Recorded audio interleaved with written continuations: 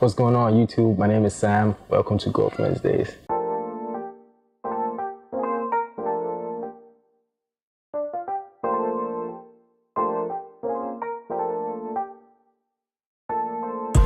Wake up time with Jesus in the morning. So today I'm going to be sharing with you guys something on the topic heartbreaks heal. And of course this is something I learned from observation and then personal experience. Now it says in the book of Psalm 147 verse 3 that he heals the brokenhearted and binds up their wounds. And it's just like an actual wound on any part of your body. Cleaning it up, dressing it up, and covering it facilitates the healing process. So in and of itself, it's not the source of the healing. God is the source of the healing. And the same thing applies to a broken heart. Okay, so this topic came about 2 weeks ago. I was talking with this very good friend of mine, and then we started to talk about, some of the things that happened when we were in the university. And we started talking about how my relationship ended back then. I remember clearly that we laughed, like we so laughed about it. Over a year ago, this is not something I ever imagined myself laughing about, When I was in that phase, I couldn't see tomorrow, and which leads me to my first point that whatever it is that you're going through right now, no matter how painful you think it is, no matter how unbearable it may seem, it's just a phase. It's just a phase like every other natural phenomenon. Do not render a permanent negative action to a temporary situation. Don't do that, first off. So secondly, self-pity is going to set in. Now, don't entertain this one. The feeling that you're a failure and that you're not good enough is going to come up. I mean, it's natural, right?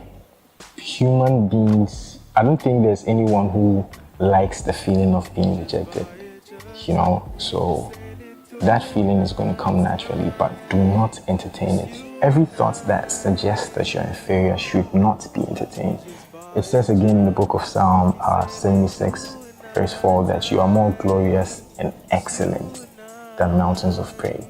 Now breathe that in for a second. All right, God is describing you with the same attributes that he's described with. You are excellent, you are impeccable than the mountains of prey.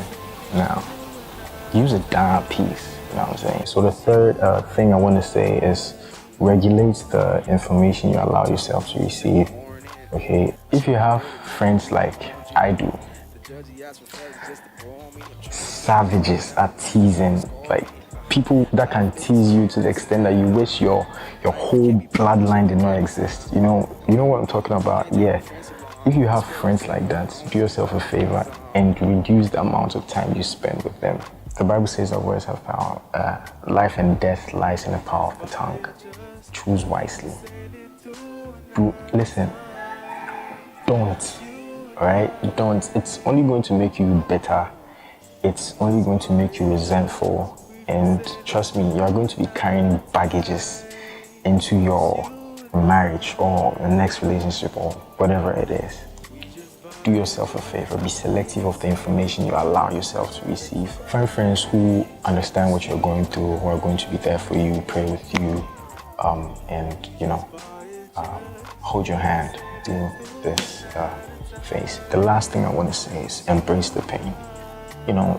Take some time out, devote some time for some deep introspection, speak to God, talk to him, cry if you have to, all right?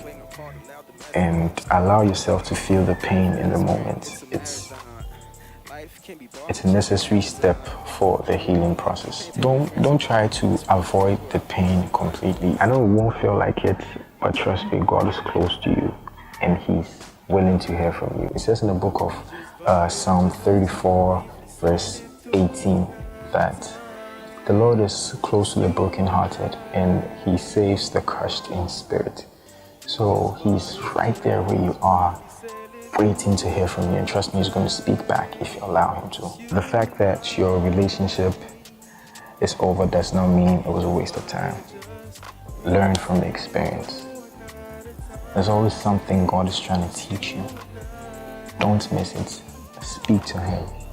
In the midst of the clouds, when you can't see, speak to Him. He will shine light on your path and everything will make sense.